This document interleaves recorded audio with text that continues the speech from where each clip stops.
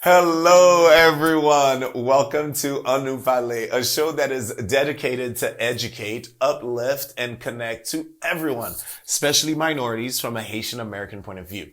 And for today, we have an amazing guest, okay? We have Chef Stéphane. Chef Stéphane is world renowned from across the pond to Haiti, New York, California.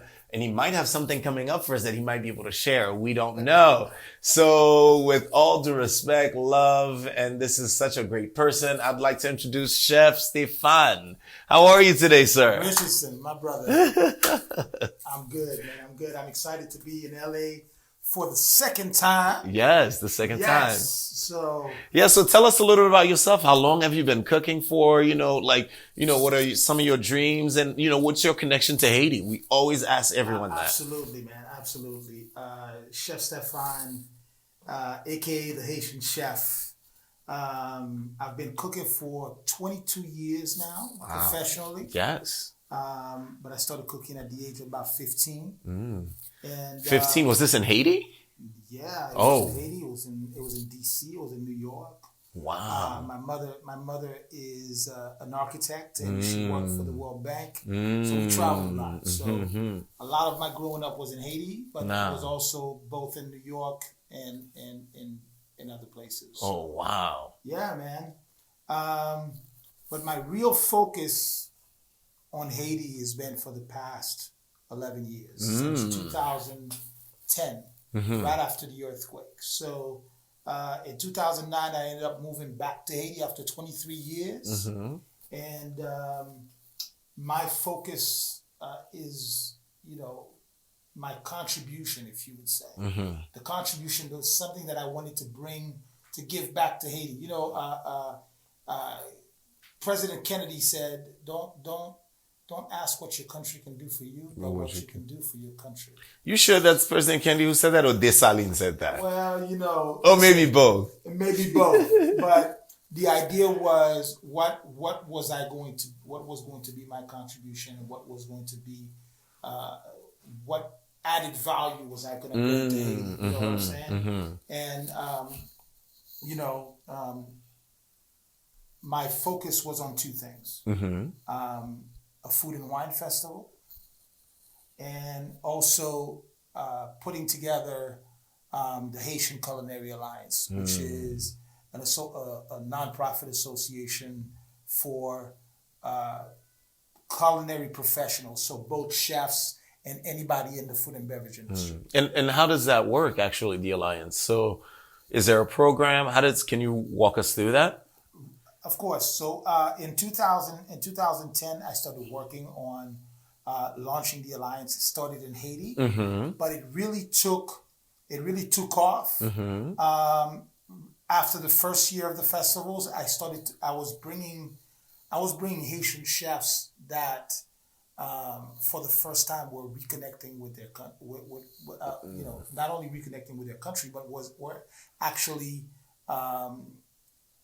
getting off the life of being in the corporate world in the U.S. and actually saying, I'm a Haitian chef. Got it. So in 2012, reconnecting with an old friend of mine, Chef David Destinob, who we went to culinary school together, and we reconnected in Miami. In 2011, we were putting together a fundraiser, a fundraiser that was going to support 11 kids that were going to a hospitality and culinary program in Antigua. And this is also how my foundation was born, Haiti Chefs for Education.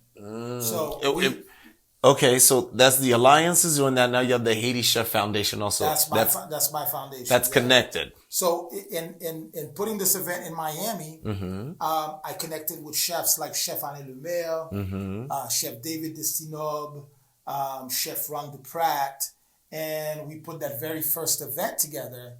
And that same year, we started conversating about really putting an association of chefs and culinary professionals. And in 2012, officially we launched Haitian Culinary Alliance USA with 5 alumni of, it just happened that all 5 of us graduated from Johnson & Wales University. Okay. And Johnson & Wales, that's in Florida, no? Yeah. Yes, that's... Yeah. So the main campus is in Rhode Island. And then we have Johnson & Wales, North Carolina, and Johnson & Wales, Miami. Okay. It just happened that all of us were Johnson & Wales alumni. Well, nice. And now, did all of you guys get together to create Taste of Haiti? And can you let us know what Taste of Haiti is exactly? So exactly. So in putting together the Alliance USA, we said there is something missing culturally in the Haitian space. Okay. So all of us living in Miami, obviously, everybody knows about Copa Festival. Yeah. Everybody knows which happens during May, which is Haitian Heritage, and it just happens that we're celebrating that's right. Haitian Heritage this month. You know what I'm saying? So everybody knows about Copa Festival. Yes. Copa Festival is a huge event. 40,000 some plus people. And then there's another main event, which is the Managugus soccer tournament. And then we said, well, what about food? And that's when we got together with the city of North Miami. We got together with certain with the Haitian American Chamber of Commerce in Miami, and we came with the idea of launching Taste of Haiti. Wow! The first Taste of Haiti brought 3,000 people to the city of North Miami, and it happened that the city said this was the very best event that they have seen? That they had seen. In a while, I'm pretty sure. You know what? We need to bring Taste of Haiti to Los Angeles. Yes. I think that's what we need to do. And we ended up in our, so since 2012, we received 2 proclamations to recognize HCA Day and Taste of Haiti for the city. So it's been amazing. And then LakayLA, which is my festival in Haiti, has grown to amazing proportions. Wow. And this is how, and it's because of LakayLA, not only are we discovering Haitian chefs around the world, but also that has made me sort of what we would call a culinary ambassador. So since LakayLA, I've traveled in many places around the world, presenting Haitian cuisine, promoting Haitian cuisine. So since 2011, man, my culinary focus has been to put Haitian cuisine on the map. Yeah. Wow, you guys, this man is really doing it. Okay, now come on, think about this. Now, I have some questions for you now. Yeah. What is Haitian cuisine? On the most simple, because people would be like, well, what is Haitian cuisine? People would think maybe it's just rice, beans, and your meats. Oh, absolutely not, man. Okay. Absolutely not. And then also, I want you to tell me what Haitian cuisine is, and then after that, we're going to jump back a little bit into history, okay? You got it. Let me know. What is Haitian cuisine? So if we understand, so you cannot talk about Haitian cuisine without understanding the history of the island. Everything is tied together. Okay, then before you answer that, then I have another question. Okay, y'all, all of y'all, wait, no. Okay, guys, we're gonna scratch that question. Okay, I'm gonna start back up. Okay, because I see what he's gonna do here. Okay, so then I'll start with the history part. So from what I've learned, and I could be wrong, and if I'm wrong, let me know that I'm wrong. Absolutely. So from what I've learned, when the slaves got to the island, the natives were already there. And some of our culinary things that we do are from the Native Americans, like barbecuing or wrapping things in, leaves and stuff like that. So I want to know how the natives have affected Haitian cooking and what it's turned to now and what is Haitian cuisine. Well, first, the natives were Tainos. Yes. Which is for people who don't understand, were a very big big community. Nation. So Yeah. Tainos were not just living on the island of Haiti. Yeah. Haiti, which is Dominican Republic and Haiti at the time. So they were not only living there. They were in the mainland too. You can find Tainos in Puerto Rico. Yeah. You find Tainos in Cuba. Yeah. So Tainos were a big nation. Yeah.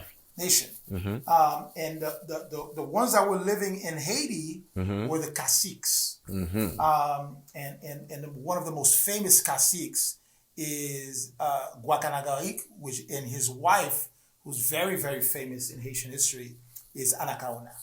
So Anacaona was not only a queen but a warrior.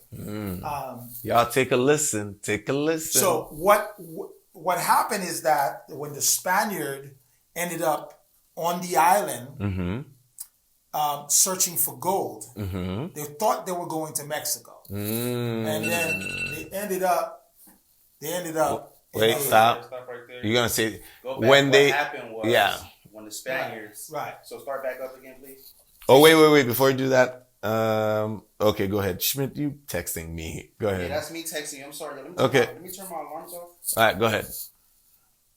So what happened is, when the Spaniard ended up on the island, they thought they in search of gold. So that was the reason why they came that way.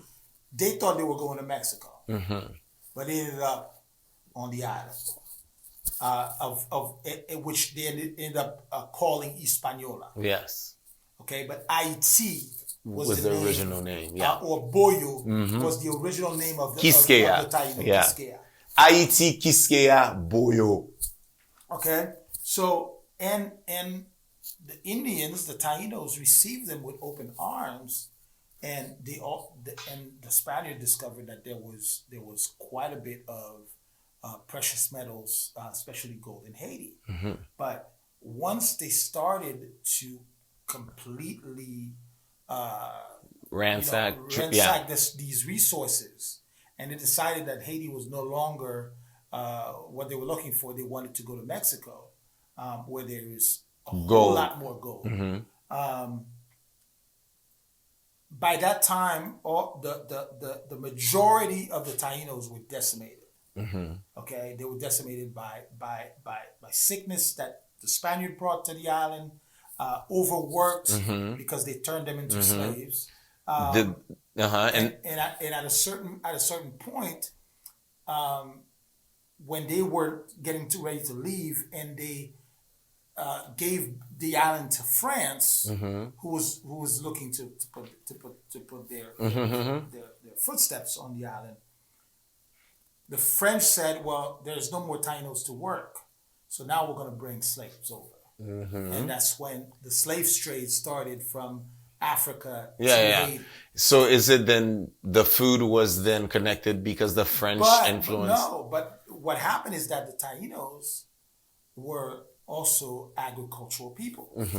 So they were already some of the many foods that we know, including what we use to prepare our Liberty soup, which is our pumpkin soup, our soup Moun, was already being grown by the Tainos on the island. And already being they were already eating it. They were already eating it.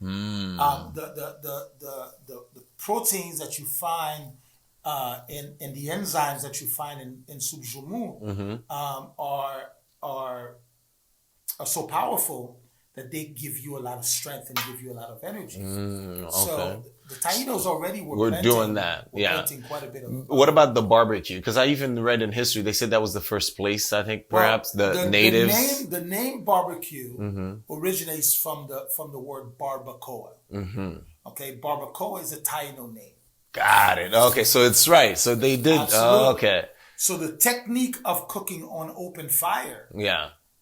Had already started with the Taino nation. Got it.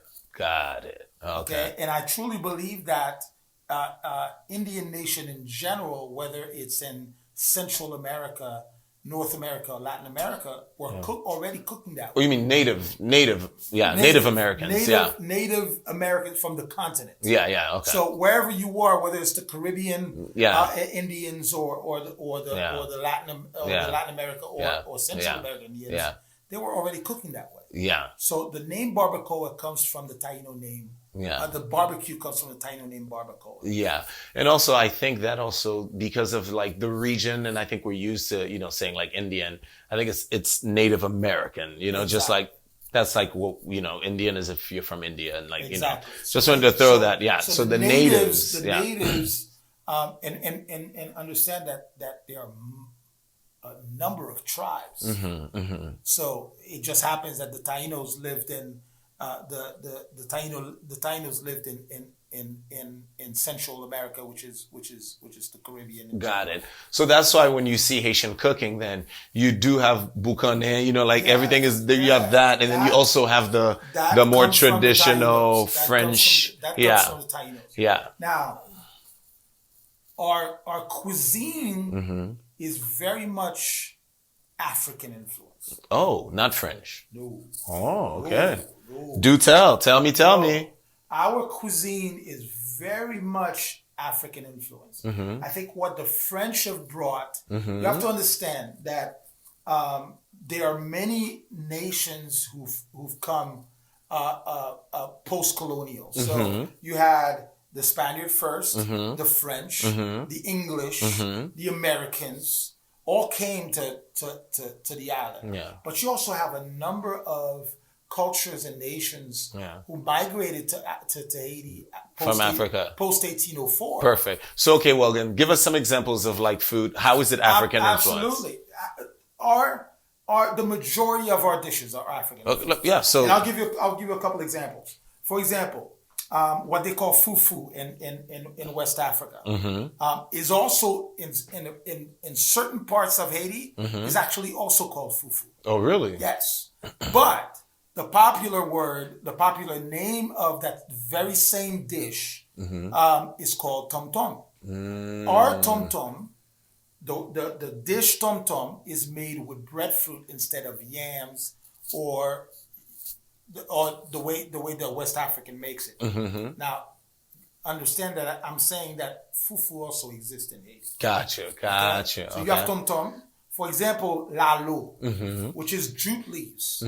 Jute leaves actually comes from Egypt. Oh. Absolutely. Oh. And also comes from Arabic countries. Okay? It's called maracay in Arabic. That's a great name. Okay? Yeah. It's called maracay in Arabic. So I discovered that in searching for lalo, over the weekend because I was cooking for the Haitian embassy in DC. He was cooking for the Haitian embassy, y'all. Okay, that's where I want to be. Okay, and I was looking for lalo, and I ended up in a halal Arabic store, and I found jute leaves there. Nice, yeah, because those are jute leaves. They're actually it's very hard to find. And then, but I'm glad that now that I know that, I know where to find it. Absolutely. Okay. I also discovered something else. What'd you discover? Okra. That is truly African. Really? Absolutely. Okay. Okra is truly African. And when okra's cooked right, especially the Haitian way where it's not like soggy and it doesn't look like lawim, or for the French people, lawim. There's a technique so that it not only does it not get so mucus-like, My mom does it the best. So guess what I discovered? What? While I was cooking this weekend. What'd you discover? Tell me, come on. I discovered these little mini-looking okras. Those tiny little okras. You know what? I think you're obsessed with okras. Wait, y'all, I got a story to share. I discovered these tiny little okras. Ooh, he's obsessed with okras. That are actually also from Arabic countries and Egypt. So amazingly, as you are cooking, you are discovering so many different things. So back to Haiti. Wait, before we go back to Haiti, I do have a story to tell everyone. So I recently did an event with Chef, right? And we were buying all these equipments and all these stuff. And then I was like, okay, we're ready to go. You know, he's picking little things. And then he just saw a little bag of tiny little okras. Fried tiny little okras. He's like, ooh, okra chips. Oh, I love them. Yeah, let's get that. And I'm looking at him. I'm like, damn, I don't want to be spending much money, but he still picks it up to eat it. And I swear to you, the okras are still here till this day. He ate one and didn't do anything with it. Well, I sort of forgot the okras was there when we were cooking. We were so focused. Yeah, I know. We were focused on the event and okra chips. We were so focused on the dishes, but I actually wanted to use them in one of my dishes. Oh, ooh, let's tell them about that event actually, because what you cooked for that event. What was it that you cooked? Because you had the crab, you had the what I cooked for that event were a couple of different traditional dishes that are very traditional, and then I went sort of a modern take on a very popular dish. So I did my own Haitian take on a popular dish. So, for example, at that event that we had done together, I did croquettes of patate douce. So white sweet potatoes, which is called patata, which is also found in Latin America. We did some croquettes of patate douce with Moun in it. Normally, in Haiti, the popular way of making those croquettes is breadfruit, lamb véritable, with Moun. It is amazing. Oh, I know that. Lamb véritable is the best. It's amazing. So if we can find lamb véritable this weekend, what we're doing on Sunday, bro? Yeah. I'm going. What are you doing on Sunday? Tell us. You can't just say what we're doing on Sunday. You gotta tell us what you're doing on Sunday. We have a second meeting of Moun LakayLA. That's right. You know, this is my second trip to LA in less than a month. And who are we meeting with, though? I mean, you gotta give the people what the people want to hear. Well, there is also the unveiling of the cover of a magazine that's in celebration of Haitian Heritage Month. Jimmy Jean-Louis, one of our favorite Haitian actors. Big ups. As a matter of fact, I call him my Dessalines actor. That's right. He did play Dessalines. And you know what? Maybe we'll get to do it again and he'll get to play Dessalines again. Yeah. Or maybe, give him, another person, for him to play, like a Toussaint or something. Here you go. So No, I think he played Toussaint Louverture. Yeah, he played Toussaint. So yeah. he played Toussaint Louverture. He did We need to bring him back and have him play like Dessalines or Negmao or something, He did a beautiful rendering of Yeah, he did. Yeah, for sure. He did Yeah. And who else will be at this event? You, Chery, a couple other people, we will. It's the meeting of the Haitian minds in Los Angeles. I think it's going to be a great event. And, we're going to make it very special. We just want to change the vibe of how we do things, especially as Haitians here in this country, and especially in Los Angeles. We want to set a new standard. This event's going to be bomb, and there's going to be more to come in the future. Absolutely. We'll keep you posted. This is just one of many things to come. And then, there is a little project in the mix of Los Angeles. I don't want to give out too much, but be ready for talk to the people. Be ready for a new restaurant. I think that's in the mix. So we've got some plans. We've got some plans, man. We've got some plans. Listen. The beauty of all this is I get to hang out with you. I get to hang out with my man Bashir. I get to hang out with. I so loved the vibe and the event we had a couple weeks ago for my first trip to LA. When the second opportunity happened, it was just a no-brainer. Gotcha. It was an absolutely no-brainer. I get to do what I love. And that's Haitian cuisine, but really putting Haitian cuisine at the next level, and we're gonna do just that on Sunday, man. I've got a little surprise for our man Jimmy Jean-Louis. Okay. I'm doing these coquettes of maïs moulin. Ooh. With some legumes on top. Oh, that's like a mini little Haitian plate. Yes. That like not a plate, but like a meal, like a mini meal. Yes. I love that. Legumes. Oh, wow. What are you going to make the legume with? Oh, we're going to make the legume the traditional way. Bérégène? With bérégène and militon. Yeah. Yo, I love me a good Birigène Militon, you know, put a little pork in there for those, you know, taste, salt. Jimmy's not a, oh, yes, he a can. meat eater, so we're going to keep it vegetarian. Okay, we're going to do that. And that's the other thing, honestly. Talk about Haitian food. A lot of people seem to think that we do not have vegetarian dishes. Actually, the essence of Haitian cuisine is from the earth.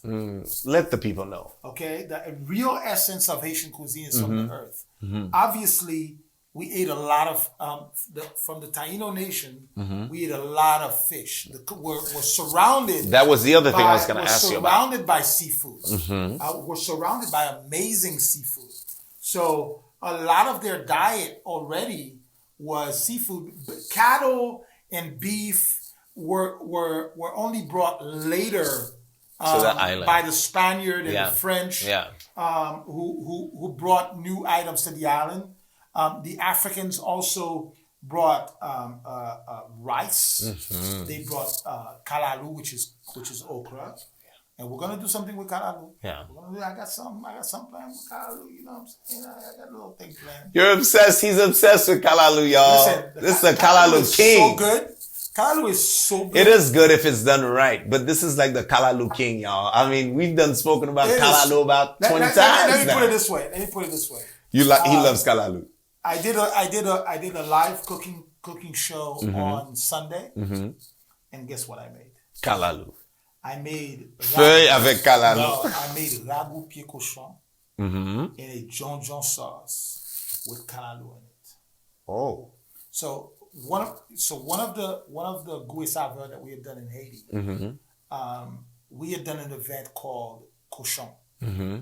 So that's a great name for an event, especially if you're going to be eating. We had done an event called Cochon, Pork Fest, and we had 9 chefs, and every single chef presented a different dish made with pork. Oh, that's nice. And one of my culinary brothers, one of the chefs, his name is Giovanni Theodore.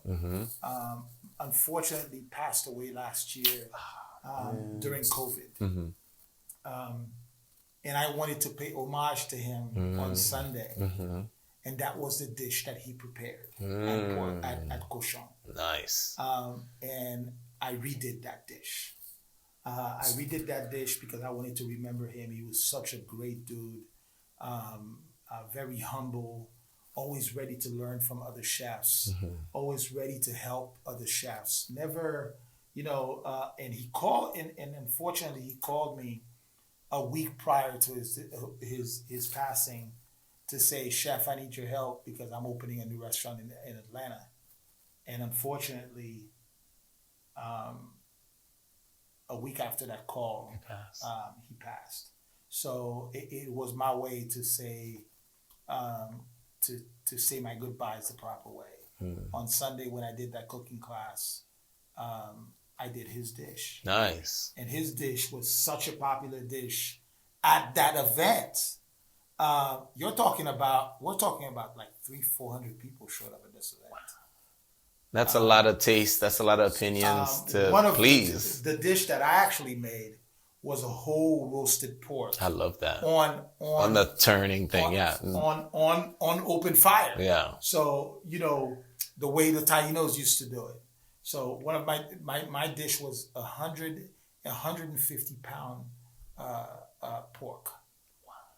We cooked it for 14 hours. Wow. I started cooking it at 2:00 in the morning, and it was ready the next day at 8 p.m. Nice. So talking about 300 people showed up. I like that. Yeah, I like that. So this was my way to saying goodbye the right way, and just letting him know that he's never gone. Yeah. So, and then, on that Monday, the Monday at the embassy, I did a regional tour of Haiti. So I started with chaka. I love me some good chaka. Chaka that's strength. Yes. You fall red. So I did chaka. I did my signature cocktail, Gouillade. That Gouillade is good, man. I that night at that party, I was like, we're gonna do the Gouillade again on Sunday. So And then I did a regional tour. I did poulet au noir, chicken with cashews, which is from the north. I did lalo, which is la tibonite. That's where my grandmother's from. I did a lalo with cabrit in it. I did lalo. I did maïa la bonne femme. I did a gratiné of patate douce with morue in it. I did jus John with tri-tri. I did, so. Okay. We went. Just around the island, pretty much. Around the island. Yeah, that area. Touching different regions. But chef, now, okay, I know that you're a chef, Stéphane, but also you have a coffee line, hat line, clothing line. What? I'm an entrepreneur. I'm an entrepreneur by heart. Haïtien, yeah, mon cher. All Haitians. All Haitians are entrepreneurs. Absolutely. A friend of mine, his name is Davidson Toussaint, who the coffee line is actually named after his grandmother. Oh, wow. Called me up and say, I want you to be the ambassador for the coffee company. And then I said, nah, I want to be more than that. I want to be your business partner. So last year during COVID, we launched Sonia Coffee. Sonia Coffee is available on the internet on our website. And that coffee is good. I've had that coffee, y'all. It's like real Haitian coffee. Wakes you up. It's actually from the region of Tiot, very high, 1,400 meters high in the mountains. It's a beautiful, smooth aroma coffee. So people can go check it out at soniacoffee.us. And then I also have a clothing line. Yes, I do. The hat that I'm wearing. It's a beautiful hat. Thank you. Can I try it on? Maybe see what I look like with the hat on? Absolutely, brother. Ooh, my head too big. 1 second. I gotta go down a few sizes. You know what I'm saying? I have the hat collection. And then I also have a line of aprons. Okay. That are manufactured, both manufactured and hand painted. How you like my hat? Damn. I'm being a bad interviewer, guys. I'm supposed to listen to him, good. but I'm so caught up with how I look in the hat. So, you know what I'm saying? You can see on the hat it says create, imagine, visualize, crave, yes, formulate, but dream. Create, imagine, visualize, crave, formulate, dream, brainstorm. Yes, he did. He did. Oh, yes. Yes. I did it. So. Oh, yes, he did. Oh, that's what it is. Y'all, I can't read. Thirst. Yes. So, always stay hungry.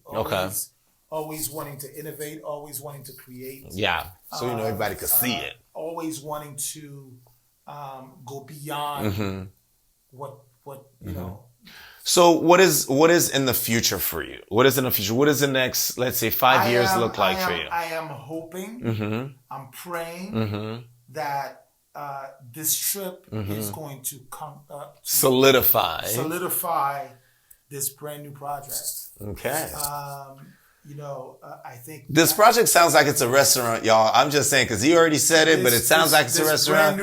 So let's hope the best for chef in this project. Priez bon Dieu pour lui, s'il vous plaît. Brand new project. I also have a new clothing line coming out. Also, with a friend, brother of mine. What is it called? It's called Awusa. Awusa. Qu'est-ce que Awusa signifie? Awusa means the energy from the sun. Oh, where's that from? It's actually African. Okay. It's an African definition. Epa. So we have that coming out. We're working on that. I have my Haiti clothing line, which is the aprons and the chef jackets that are hand painted by Haitian artists. Nice. So the whole thing is actually manufactured and hand painted in Haiti. You know what though? Actually, I think, yes, I hear you. And I just thought of something, and I think it'd be it would be a misstep for me if I do not ask these questions. Tell me, bro. In opening up a Haitian restaurant, what would you do differently that Haitian restaurants are not doing right now? As far as customer service, as far as, the ambiance, all these things. What can you promise everyone if you say, I'm thinking about opening up a restaurant, or I'm going to do that? What would you do differently if you had everything, all the money, all the capability? What would you do differently for it? Well, here's the secret that successful restaurant have. Mm-hmm. They have a great team. Mm-hmm. So a team of people who understand the business, Mm-hmm. who understand that we are here to take care of people. Yeah. Right? That has to be our main priority. Mm-hmm. Is taking care of people. Mm-hmm. So important to have a great team, Mm-hmm. but a knowledgeable team. Yes. That's the first thing. Mm-hmm. And then the second thing is, I truly believe our richness, the richness of Haitians, Mm-hmm. is our culture, right? Okay. So we have to sell that culture correctly. Mm-hmm. From driving in front of the restaurant to entering the restaurant has to be an experience. Mm-hmm. Mm-hmm. I truly believe that has to be the focus. Okay. Right? Mm-hmm. Now, you're going to see staples of true traditional cuisine, but it's going to be a modern way of presenting those dishes. Okay. The flavor is going to be there. The épice is going to be there. You're going to recognize the dishes right away. You're going to know where it's from because there will be a story behind each dish. But I truly believe that every component has to be not only visualized, Mm-hmm. but also made into a priority. Okay. So the minute you walk in, let me put it this way. When you travel to Haiti today, right? Yes. The first thing that greets you Mm-hmm. is the sound Mm-hmm. of a troubadou playing, Yes. a troubadou band playing. Yes. Haiti, Haiti, Chery. Oh, they do that too. Yeah. Port-au-Prince, Kounia, Maviwell. So you're being welcomed. It's the chaleur of Haiti that is welcoming you. So I want my guests to have that same experience. Okay. So the minute you walk in, you are walking into your house. You are being welcomed as one of us. Okay. I like it. So that has to be, and the service has to follow that same line. We need to make sure that every single guest is taken care of like they were found. Okay. Perfect. Okay. Now, I think that we are going to say good luck. We are going to say we hope this is has the best success, the biggest success, Well, honestly. listen, because the best success is going to be a teamwork. Mm-hmm. And I know that you and Bashir are going to be part of that team that's going to really put this restaurant where it needs to be. Aha, you said it. So guys, he said it. So there will be a restaurant, okay? I don't know. I mean, I'm in trouble, man. Now I'm it's in out, trouble. okay? I'm putting it into the universe. I'm putting it into the universe because I truly believe that me being in LA is not a coincidence. Okay. All right.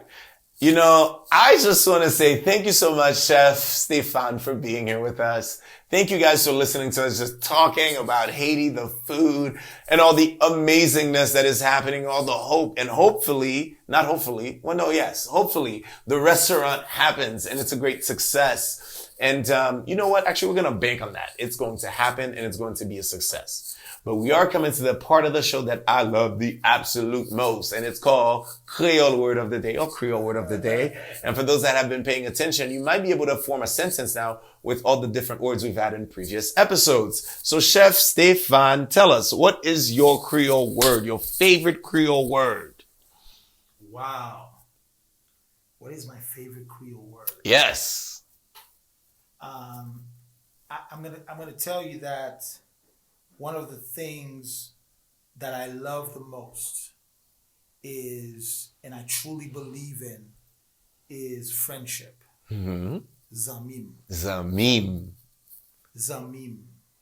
So my friends. I'm gonna go with that Creole word today because I truly believe that when you have a great tribe, when you have a great when you have great people around you, great things freaking happen. You never lie. You ain't never lie. So great things happen. So Zamim, And I have to say that my business partner and the one that is bringing me to LA for a second time is truly a friend. We've known each other since we were 7 years old. So you can feel les mêmes filles, okay? You know, and we were doing this joke this morning while we were having Haitian coffee, and his wife was like, "I'm not getting in the middle of you two, cause même femme nous te connaît goumé bouli." So it's to tell you that true friendship is always shows up. Always shows up. True. And I truly believe that having a great tribe is what makes you the best of who you can be. So Zamim is my word of y'all. So that's the word of the day, okay? Zamim. And on that, I would like to say thank you guys for listening. Thank you, Chef, for coming to be with us. And we will see you again. You gotta dance, Chef.